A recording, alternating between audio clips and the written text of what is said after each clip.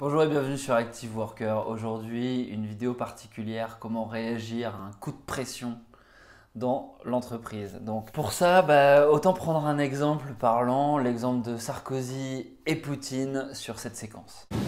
Mesdames et messieurs, je vous demande de bien vouloir excuser mon retard, qui est dû à la longueur du dialogue que je viens d'avoir avec M. Poutine. Qu'est-ce que vous préférez, que je réponde aux questions? Alors, y a-t-il des questions? Allez-y. Oui, allez. Alors si je te partage cette séquence, c'est parce que je suis en train d'audio-lire le livre de Sarkozy où il parle de plein de choses et notamment de Poutine. Et à un moment donné, il nous dresse un descriptif de Poutine qui va donner un élément de réponse sur ce qui l'amène à se prendre un mur et on va comprendre ensuite pourquoi Sarkozy arrive à se prendre ce coup de pression-là. Une fois qu'on aura compris ça, je t'expliquerai comment faire pour réagir. Vladimir Poutine a une voix qui ne correspond en rien à son caractère. Elle est douce, plate, sans force ni charme particulier. J'ai toujours été surpris par ce contraste. À chaque fois que j'ai rencontré le président russe, qui est en tout point une personnalité charismatique, autoritaire et forte, je m'en faisais la remarque. Il est cependant aisé de s'entretenir avec lui. Il est à l'écoute, extrêmement courtois, facile d'accès, sympathique, et même assez enclin à sourire et rire.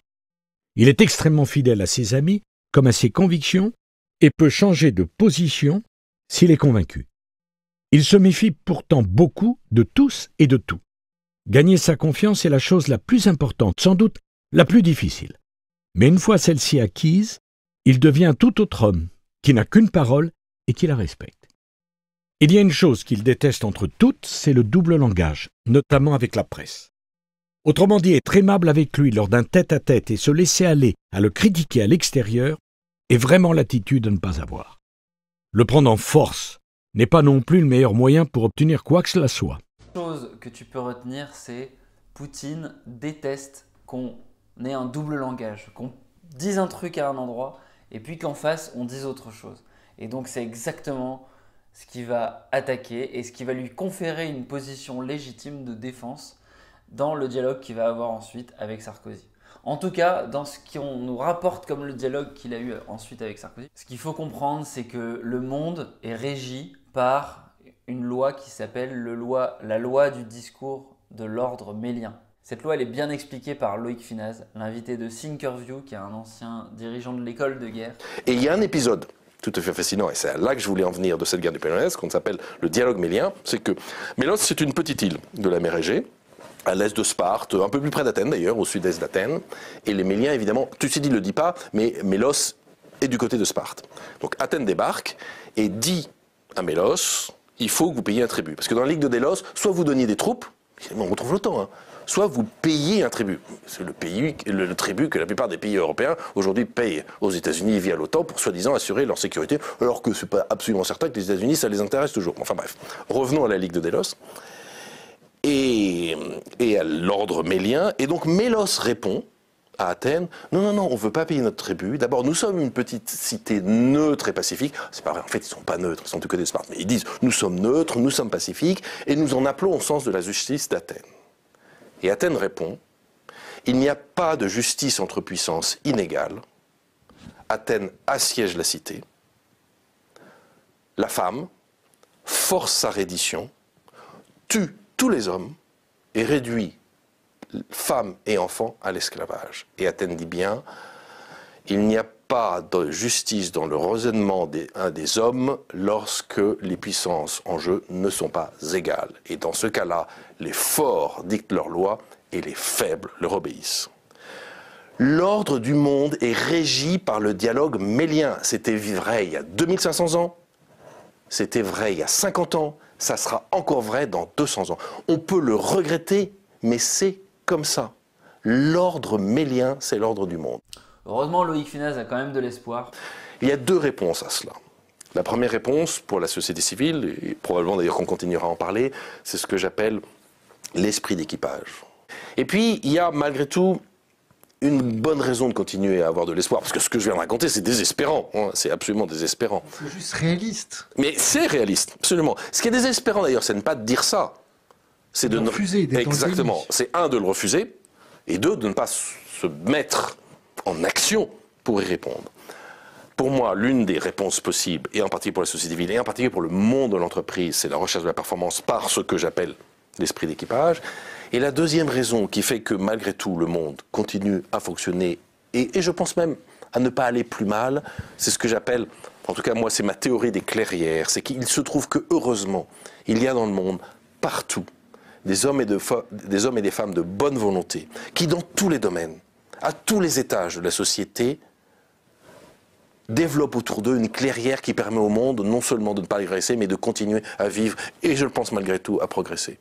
Et donc, mais dire cela et avoir l'espoir que ces clairières nous permettent de continuer à vivre et d'améliorer, ça n'est pas fermer les yeux dans un monde qui, de manière géopolitique et macroscopique, est régi par l'ordre mélien et pas par autre chose. C'est pas vrai. Tous ceux qui racontent autre chose sont des coupables.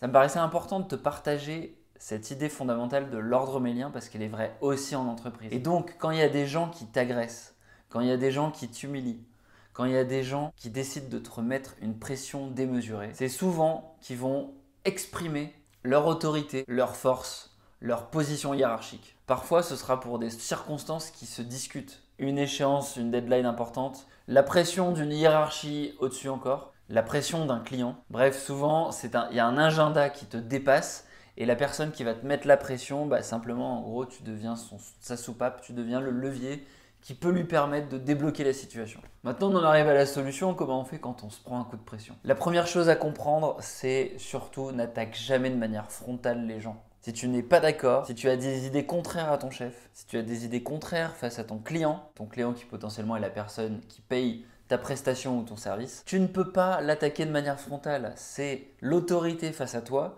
Si tu l'attaques, tu risques juste de te retrouver face à un Poutine qui va t'écraser derrière. Si c'est ton chef, il peut tout simplement décider de te retirer tes prérogatives, de te retirer tes titres, et toi tu veux éviter cette situation. Vis-à-vis d'un client, tu le comprends bien, le client à tout moment il peut décider d'arrêter de te payer. Donc la provocation, l'attaque directe, c'est souvent une mauvaise idée parce que c'est là que tu risques de te prendre un coup de pression terrible. Si par contre tu as des coups de pression que tu subis directement alors que tu n'avais rien demandé du tout, là tu n'as pas 36 solutions. D'abord ce que tu peux faire c'est utiliser la tactique que Poutine a utilisée avec Sarkozy, à savoir le silence. Pourquoi? Parce que quand tu te fais attaquer, l'idée première c'est d'essayer de répondre. Si tu réponds à une attaque directe, tu vas légitimer cette attaque.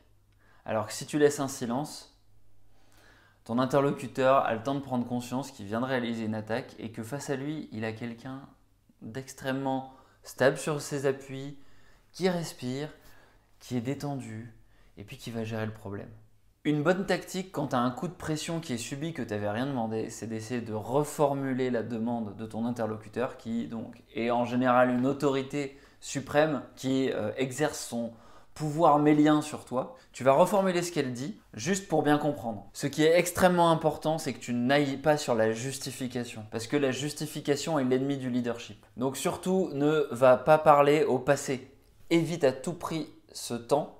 Parce que si tu l'utilises, tu suggères que tu es en train d'expliquer pourquoi il y a une faute, pourquoi l'autre a raison d'exercer cette pression. A l'inverse, ce que tu vas faire, c'est donc reformuler sa demande avec par exemple une phrase du style « Tu souhaites donc qu'on fasse X, Y, Z » et ton objectif, ça va être de parler au futur. Le fait de parler au futur, tu vas recréer un « nous », tu vas recréer cet esprit d'équipage dont parle Loïc Finaz. C'est-à-dire que si tu veux être un active worker, une personne qui mobilise autour d'elle une forme de clairière de productivité, de clairière de performance, ce que tu veux, c'est embarquer les gens avec toi. Et pour ça, il faut être un leader. Et un leader, c'est quelqu'un qui se projette sur le futur, qui a une vision. Et donc, tu dois parler au futur. Tu dois un peu oublier ton ego et essayer de réfléchir avec une optique d'organisation. Finalement, ton objectif, quand tu ressens un coup de pression, c'est que ton interlocuteur ait l'impression de parler à un groupe, à une organisation, à une alliance et pas à quelqu'un de tout seul. Et en faisant ça, d'un coup, tu deviens extrêmement puissant et tu permets de renverser la balance. En résumé, ne déclenche jamais la bagarre Si tu subis un coup de pression, commence par garder le silence. Si besoin, reformule la demande de ton interlocuteur et ensuite essaie de parler au futur. Oublie un petit peu ton ego, essaie d'imaginer que tu parles pour une organisation, tu parles pour une alliance, tu parles pour un groupe. Après, il sera toujours temps d'aller chercher de l'aide auprès d'autres personnes. Ce qui est certain, c'est que si tu subis des coups de pression ponctuels, parce qu'il faut répondre à des enjeux clients, des enjeux business, c'est potentiellement normal. Les gens sont stressés, personne n'est parfait et parfois il faut réagir dans l'urgence. Parfois, ça arrive, tout le monde est humain. Si par contre c'est répété et que c'est vraiment trop difficile pour toi, il faut te poser la question, est-ce que c'est un métier qui est fait pour moi ou est-ce que c'est une organisation qui est faite pour moi? La grande leçon, c'est que tu n'es pas forcément la cause du problème. Peut-être que simplement tu n'es juste pas au bon endroit. Tu peux trouver un autre contexte dans lequel tu vas pouvoir exprimer tous tes talents. Quelle que soit ta situation, n'hésite pas à la partager en commentaire, ça m'intéresse de savoir. Et puis moi je te dis à la prochaine, ciao ciao.